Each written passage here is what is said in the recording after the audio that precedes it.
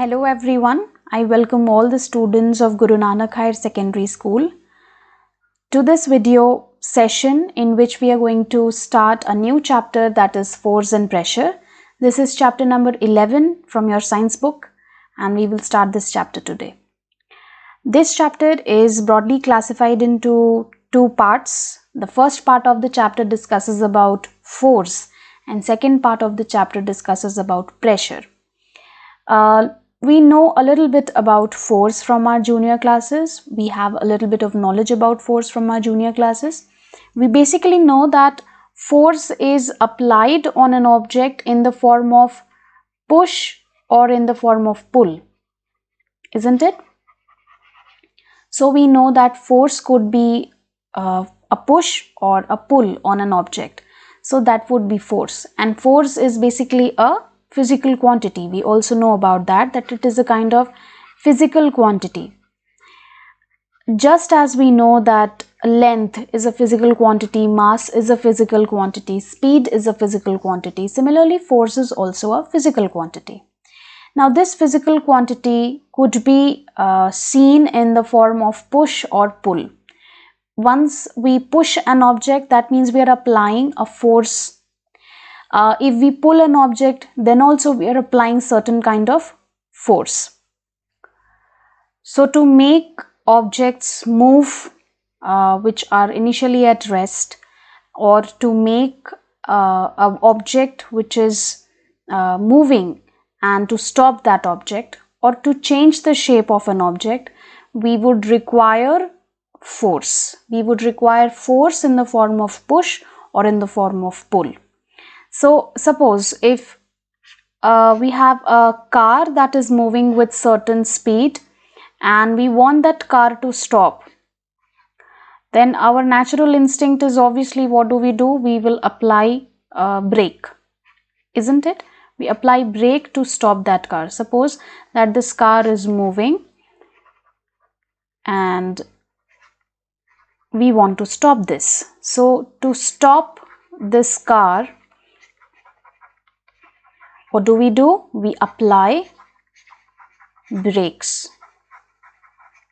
Now, application of brakes in any kind of vehicle stops that vehicle immediately, because application of brakes is applying certain force that is opposite to the direction of movement of the car. If the car is moving in this direction, due to application of brake, now the force will be applied in the opposite direction. So application of brake in the opposite direction and force is getting applied in the opposite direction, that helps to stop the car. So similarly, there are various examples in our day-to-day life in which we see the force getting applied in the form of push or in the form of pull. Okay, so let us consider some of the examples before diving into the the scientific definition of what is force. Instead of understanding the definition, we would first understand various examples and make our concept much more clear. Okay, so first let us consider one example that is very common to us, to all the students, of course. Suppose some students are playing with a ball. They are throwing the ball to one another and they are trying to catch the ball. It's a very common game amongst students. So if the ball is getting thrown from one person to another, while throwing the ball, the person is applying certain force, isn't it? So in this example number 1, that is throwing of ball, we find that the person who is throwing the ball to another person, the person is trying to apply certain kind of force. Suppose that there is a person here and this person has a ball in his hand and he tries to throw this ball to other person so that the other person could catch that ball. It's a very common game. So when a person is throwing it, Obviously, the person is applying some kind of strength from his muscles, from his hand, from his own body. That strength that is being used to throw the ball, that strength is obviously a kind of push the ball is experiencing. And once the ball is experiencing that push, the ball which was at rest, right now the ball, when it is in the hands of this first person, the ball is at rest, isn't it? Ball is not moving right now. But once the person is applying all his strength to throw the ball to the other person, the ball starts to move. Ball will move to a new position. It would go like this. I'm just making it using dotted lines to make it clear that the ball moves in this manner, and the other person who is just in front of this first person tries to catch the ball. Finally, the ball reaches to this place and the person catches it. Okay, so throwing of a ball and it is getting caught by the other person, all of that is happening because the first person has applied certain kind of force. So this throwing of ball happens because this first person has applied force on the ball. Okay, so this happens. So this is one example which is very, very common. Everybody is familiar with playing with ball. All of us have played with ball. All of us have thrown ball and caught by the other person. We know it. So throwing of ball requires strength. Ball could not be thrown if the person is not applying any kind of strength, and that strength is applied in the form of force, and the force is experienced by the ball, and hence the ball changes its position, moves to a new position, and it tries to show motion. A ball comes in motion, isn't it? Now we'll try to go to the next example. This was the first example I wanted to discuss, which was a very common example. Now I'll go to the next example. Example number 2 is again a very common example, that is kicking a football, which is similar to the first example, I suppose. Suppose few people are playing football and they try to kick the football to the other team members, other players who are playing football in a area, in a ground. So once they kick the football to the other person, to the other player, they're trying to push the ball to the other person by applying certain force. They are kicking the football with certain kind of force. So that is possible because force is there. If force would not have existed, then kicking the football would not have resulted into motion of football. But since force is existing, force is a physical quantity that helps to change the state of an object, state of motion of an object, or state of rest of an object. It helps to change that state. Hence, once we apply force, we are able to change the position of football, isn't it? Next example which I would like to discuss is squeezing. This is example number 3.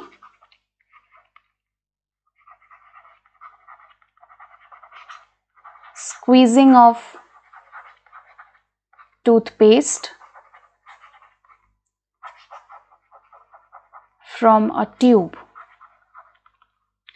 So we all have seen a toothpaste tube. Every day we see it. Whenever we try to brush our teeth, we always try to take out that toothpaste from the tube. So what do we do when we have to take that out? When we want to take some amount of toothpaste from the tube, what do? We try to squeeze it. We try to press that tube in the forward direction so that the toothpaste comes out of it. So pressing that toothpaste tube or squeezing that toothpaste tube is a kind of applying force to that toothpaste tube so that the toothpaste comes out. So squeezing of the toothpaste tube is also changing the shape of the tube. because once the toothpaste is coming out of it, the tube tries to crumble and the shape of the tube is not as it had been previously there. So the shape of the tube also changes once you squeeze the tube, isn't it? So that is also an example of application of force. Similarly, I would now move forward with the next example, example number 4.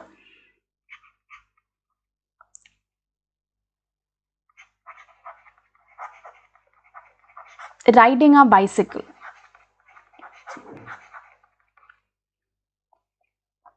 All of us, I suppose, know how to ride a bicycle. Riding bicycles is very common amongst teenagers, and we all know how to ride bicycles. So once we try to, pedal the bicycle, and we try to ride a bicycle, we need to, apply certain push to the pedals so that the pedals start rotating.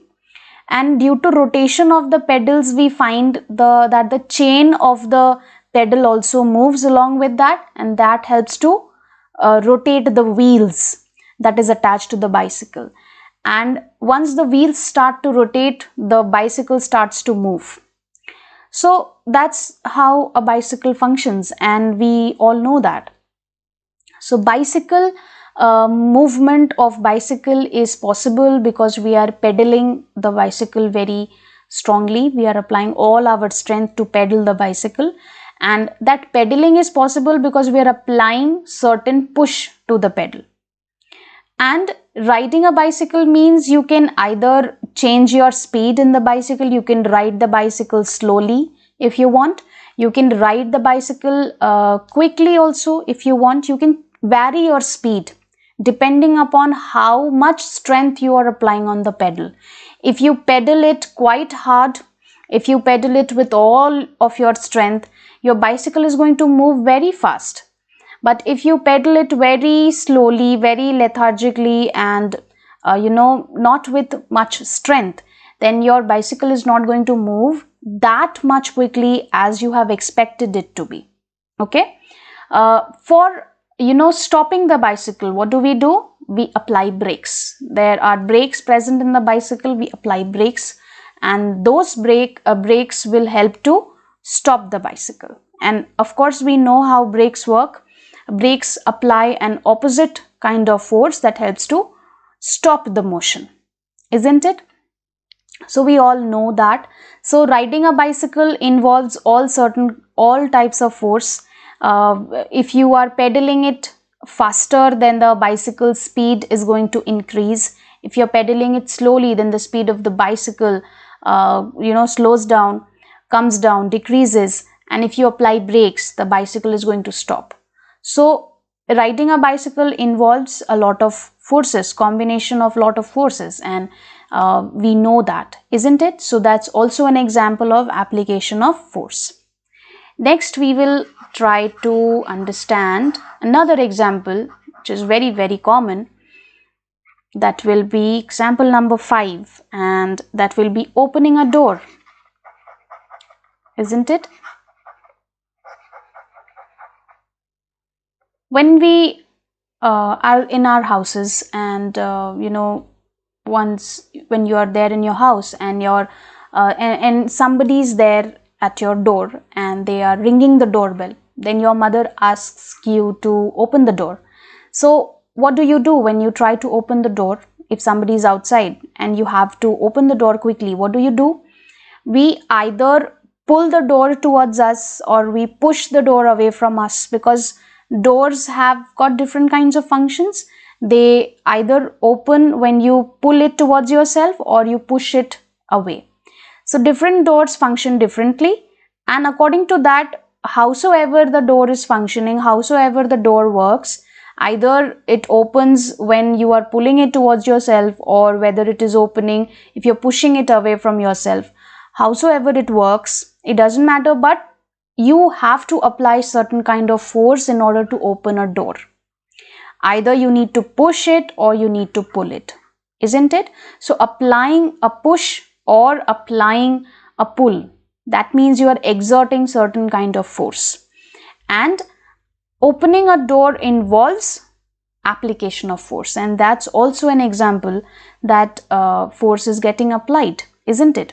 So when a door is opening, that means the door comes in motion. The door doesn't shift from its position because it is attached using certain springs. We find that it is attached at a axle. It rotates about that axle, but we don't we also see the door getting rotated. We see that the door is getting rotated about a axis. So if this is the axis that it is attached, if this is the axis that it is attached, then the door is moving about this axis. It could either go like this, it could either come out like that. So we see that the door is moving about this axis, but the movement is there. We find the door is getting moved, and the door is getting opened, it is getting closed because of an application of force. And that's what I had to tell in this example, that doors could be opened and closed because of application of force, which is a very common example. Next example which I would be discussing is example number 6, that is lighting a matchstick.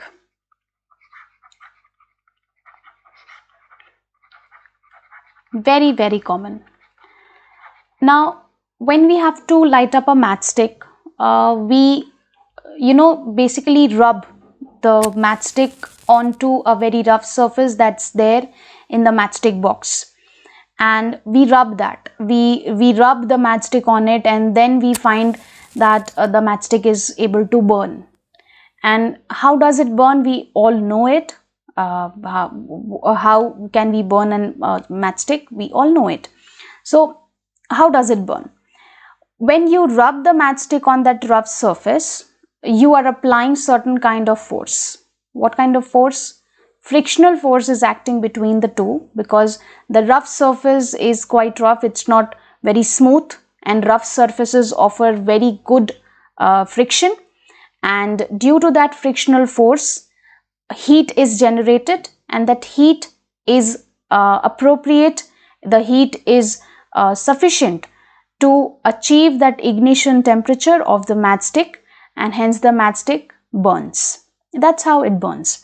And if frictional force would not have been there, if frictional force would not have existed, then no heat energy would have produced at that point, and hence matchstick could not achieve its ignition temperature, and hence matchstick would not have burnt.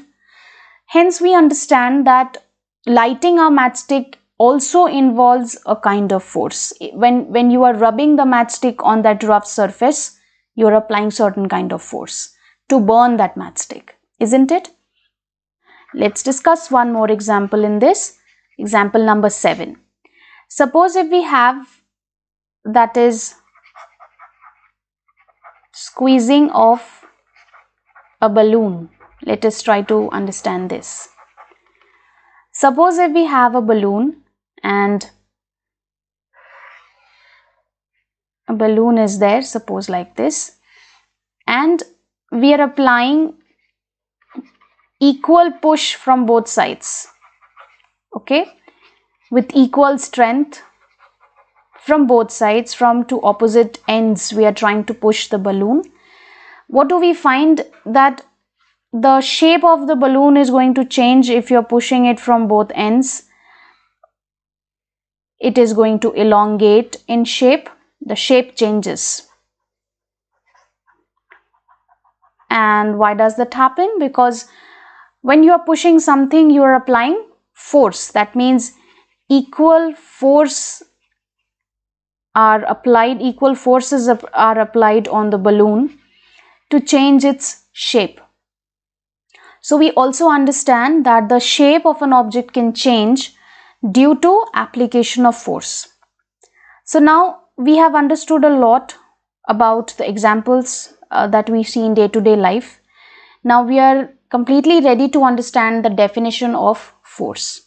Okay, so now I would write the definition of what force means, how to define force, and accordingly I hope you will be able to understand that. So question, I would write it in the form of a question answer. So I would write define force, this might be the question, and according to that I'm going to write the answer. So a force is basically what? It's a kind of push or a pull. From the beginning of this video session, I've been repeating the same thing, that force is a kind of push or a pull. So we'll start our definition with that. And of course, what force helps us in doing? It helps us to change the state of rest, or it helps us to change the state of motion. It helps us to vary speed. It helps us to change shape of an object. So it helps us doing all of these activities. So we are only going to include whatever we have understood from the examples, nothing extra. Okay. So we will be writing that force is a kind of physical quantity, or it's a kind of push or a pull. Better I would be writing it in a simple language, that would be easier for you to understand. So a force is a push or a pull, or a pull which changes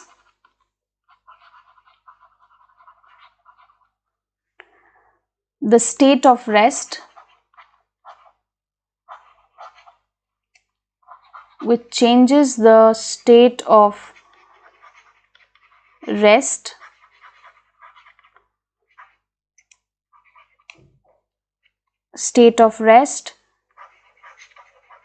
speed, direction and shape of an object. Isn't it? That's what we have understood till now. So force is a kind of what? It's a kind of push, or it's a kind of pull. So it's either applied in the form of push, or it's either applied in the form of pull.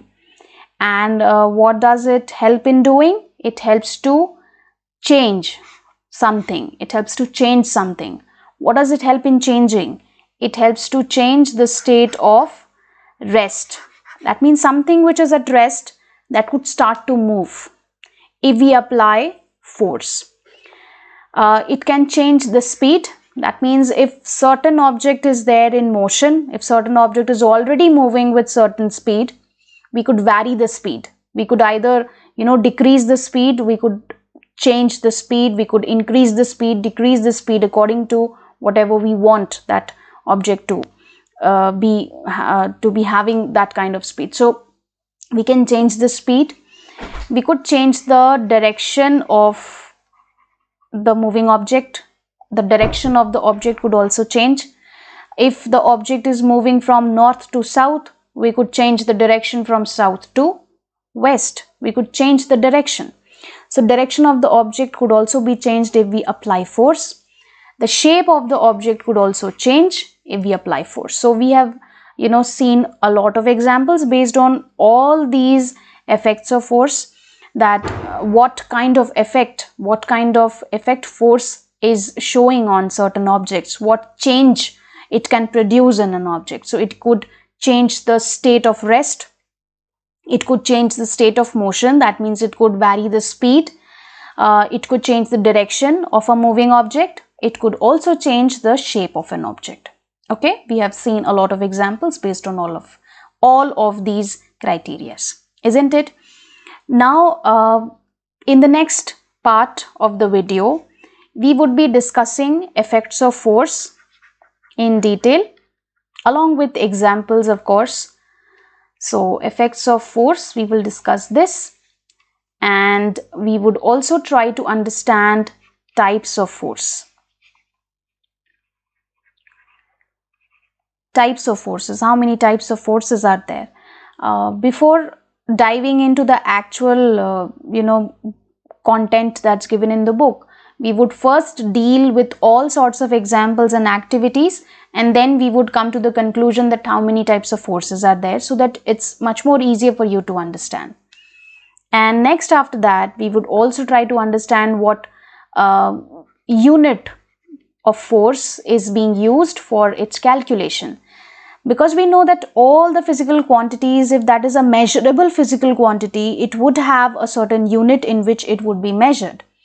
Just like for mass, we have units like kg, and for time we have units like second.